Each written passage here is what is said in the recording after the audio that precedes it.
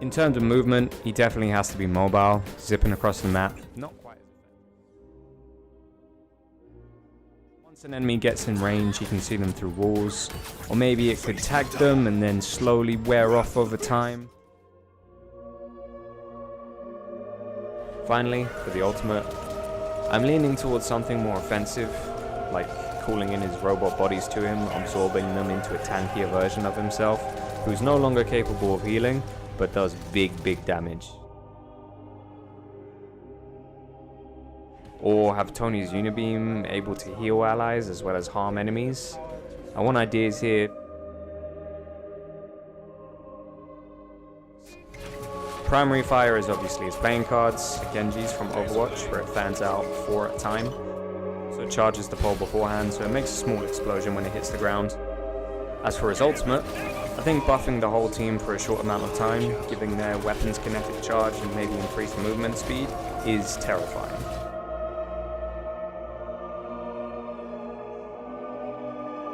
NetEase will be hearing from my fucking lawyers.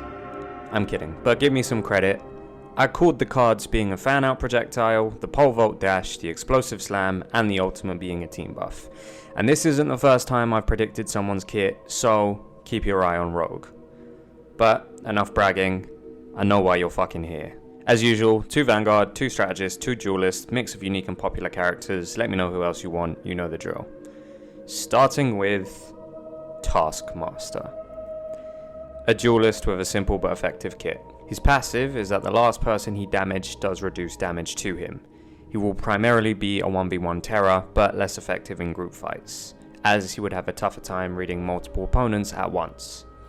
Mobility wise, I think giving him a climb, as he's been shown to stick to walls before, allows him to challenge and dive anybody on the high ground. However, to limit his escape options, maybe it should be on a cooldown or a bar so he can't do it very often. I want him to have pretty low mobility, and you'll see why in a minute.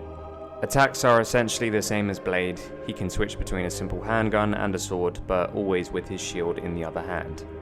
Ability 1 is what you'd expect. He holds up the shield, blocking all damage from the front. However, I don't think he should be able to reflect stuff. That should stay a Captain America staple. Ability 2 is enhanced reflexes. For a brief moment, he targets an enemy and can dodge all attacks from them. If he kills the enemy during this time, the cooldown resets. Ability 3 is a shield throw which can bounce between enemies or off walls. If used while targeting someone during enhanced reflexes, this locks on. And for his ultimate, I don't know. It feels lazy to give him a copy ability, even though that's his whole shtick, because Loki already has that. I guess giving him the ultimate he has in Marvel vs. Capcom 3 is probably best. I'm just not really sure how it would work. If you don't know what I'm talking about, it's essentially a parry. There's just not many ultimates in the game that have long startups or take place from close range, so I don't know how often it would come in handy. Let me know if you have something better. And lastly, team-ups. He's most famously fought with Captain America, so that feels the most fitting. I think if they're within range of each other, they can refill each other's shield bar faster. Since they're both essentially rushdown characters, seeing these two on the team would make every strategist just forfeit in spawn. To wrap up Taskmaster, he's essentially going to be all about catching people in 1v1s. The reason I purposefully gave him low mobility was to give people the opportunity to escape him, because let's be honest, if you don't have an escape and he catches you in these streets alone, his kit makes it almost impossible to beat him in a 1v1. Next up, we have a Vanguard, Dr. Octopus. Shout out to RubikX107, who made a concept video and actually built the build prototype, so mad props to him. I think his passive should be that when he gets to 0 health, his arms would shut down and he gets to run to safety. He can reactivate the arms manually by sitting down for several seconds without taking damage, or they turn back on automatically after a while, basically like Bruce Banner. Movement would be exactly like Rubik's concept. He's a Vanguard who's slightly elevated and can climb over most obstacles. His attacks are just mechanical arm strikes, not much else to say. Decent range, decent damage. For ability 1, he should be able to pull allies out of trouble, similar to Lifeweaver, but much shorter range. For ability 2, simple command grab. If it hits, he lifts you into the air and immobilizes you for a moment. He can't attack you while he's doing this, but his allies can.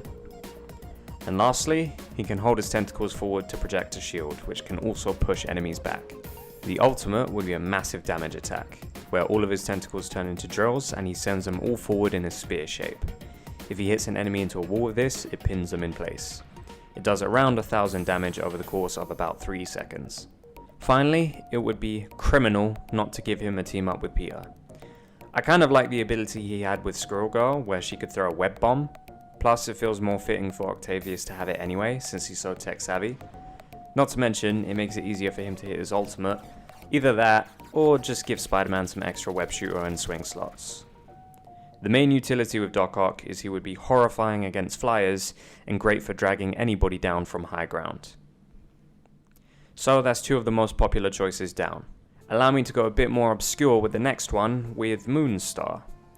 For those of you who don't know, Danielle Moonstar is a Native American mutant with psychic powers who also joined the Valkyries. Primarily, she uses a spirit bow, can create visions, as well as animal-based constructs. There's a bit more to it than that, but those are the only ones you need to know for this kit, as she will be a support. Movement-wise, she should be quite fast and mobile. As a Valkyrie, she has a winged horse called Brightwind, sometimes Darkwind. Allowing her to ride around on this when she isn't taking damage or using abilities means she can get back to the fight quicker and escape easier. This also acts as her passive. Primary fire will just be a bow and arrow. Since her arrows aren't normal, I don't think there's any need to give them drop off or drawback. Makes it easier to hit allies who need healing, and they won't be high damage, so it's not broken. Ability 1 is essentially the enhanced ability spell from D&D. She sticks an arrow into an ally and gives them 1 of 5 buffs. Increased movement speed, increased damage, damage reduction, reduced cooldowns, or 5% charge of their ultimate.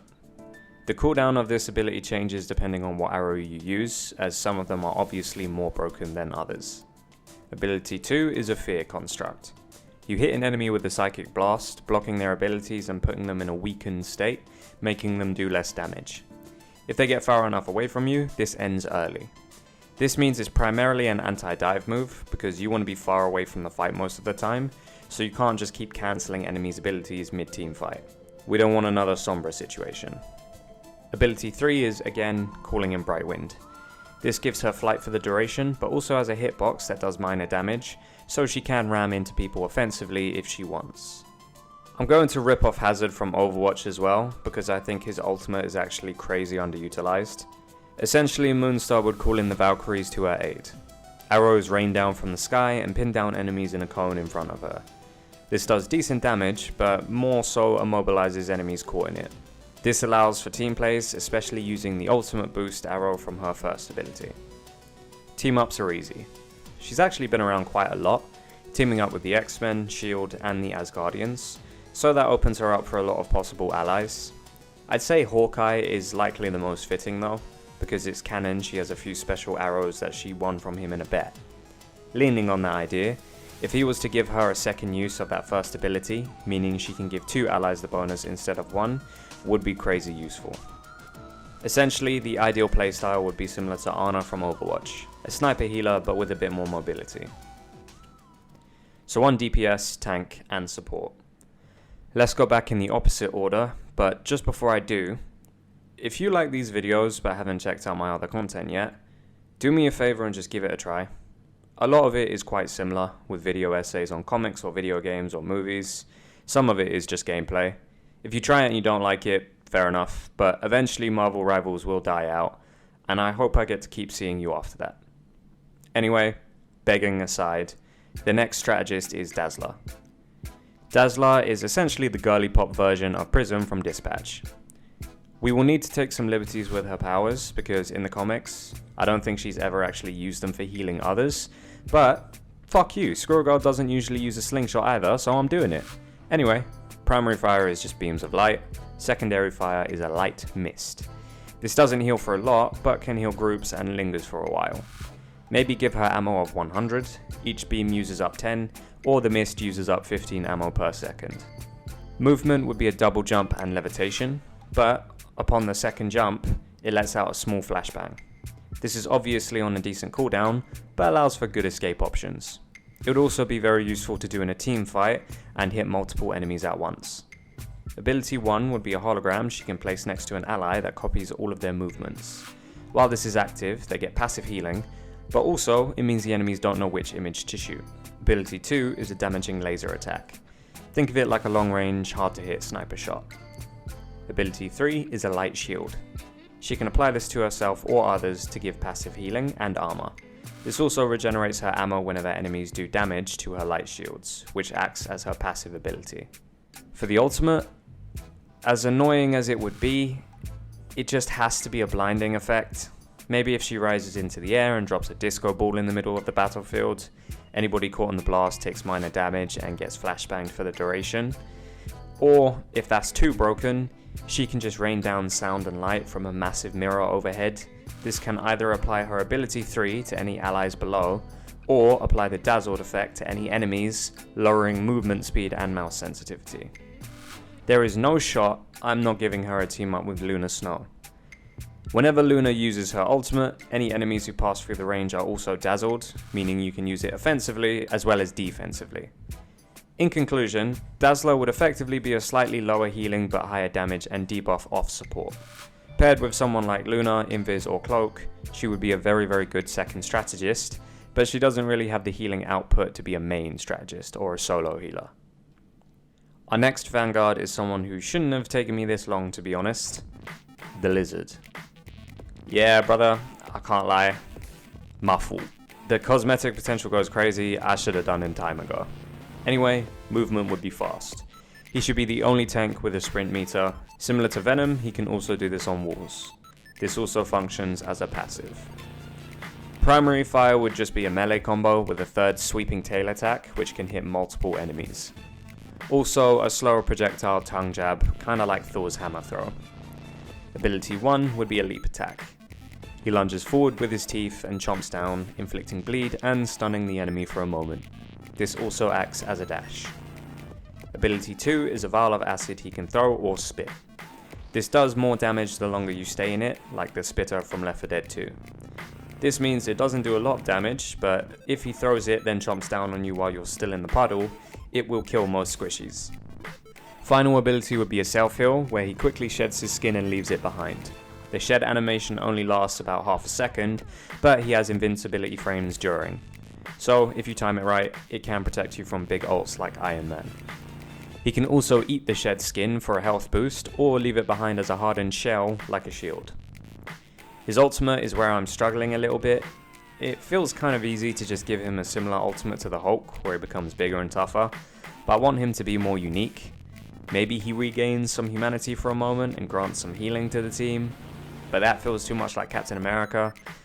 I guess he could try his Amazing Spider-Man plan and just fill the battlefield with poison gas. Similar to his acid, more damage the longer you stay in it. I don't really know. Comment what one you think sounds best, or if you have any other ideas. Finally, for team-ups. I've already given Spider-Man 1 today, so instead, let's mix it up and go with Doctor Strange, as they've also interacted in the comics on rare occasions. Doctor Strange can imbue the Lizard's shed skin with dark magic. This means when it's eaten, it gives Lizard bonus health, or when it's destroyed, it lets out a burst of dark energy, similar to when Strange uses his E. As you've probably guessed, the Lizard is more of an offensive off-tank with melee and chase down potential, similar to Thor. As such, he will have lower health than most tanks, but with better mobility and self-heal options. And lastly, our final duelist, Gorr. It was very close between him and Null, since they have similar sorts of powers and weapons. The reason Gorr won is because I think his interactions would be better, and there's already more than enough Spider-Man lore characters to choose from, whereas Thor doesn't have many famous villains. So, for his passive, he should do more damage to characters with divine connections. This means obviously all the Asgardians, but even Cloak and Dagger, Phoenix, Moon Knight, Black Panther, and anybody else added to the roster who gets their power from some kind of primordial or divine source. His primary fire will of course just be slow sword slashes, heavy, high damage, and a secondary of black spikes he can rapid fire for low damage. Ability 1 would be a winged dash. He can do this in any direction, and upon finishing the dash, he can do a slow sweeping sword swing that hits multiple enemies for big damage. Ability 2 is a guard. His sword turns into a cloak of armor. Every time Gorr hits somebody with his sword, it adds 50 health to his cloak, up to a maximum of 500. Using his winged dash also uses up 100 of the health. Ability 3 is a Berserker state. He uses up all of his cloak's health to basically do a massive Getsuga Tenshou across the battlefield. The more health his cloak has when he does this, the more damage and larger the slash is. Finally, the ultimate. I think giving him black berserkers that just go around and attack on his behalf would be useful, but it sounds kinda boring to me. I'd much rather give him the God Bomb. How terrifying would it be if Gorr summoned a fucking moon down from the sky to insta-kill anything it hits like Murderer? It would obviously have a big startup, so avoiding it would be pretty easy, but assuming it's overtime and you drop that bitch on the point, yeah brother, that's a win condition. Team-ups are a bit harder, since the only people he really interacts with tend to be his sworn enemies. I guess Venom is probably the most likely, given Gorr basically stole Null's weapon. If Venom increases the maximum health of Gorr's armor to 700, that would come in handy pretty often. That's all for today's list. Like and subscribe if you want more of these. I know I pretend that I'm being held hostage, but it's still really fun, otherwise I wouldn't do it.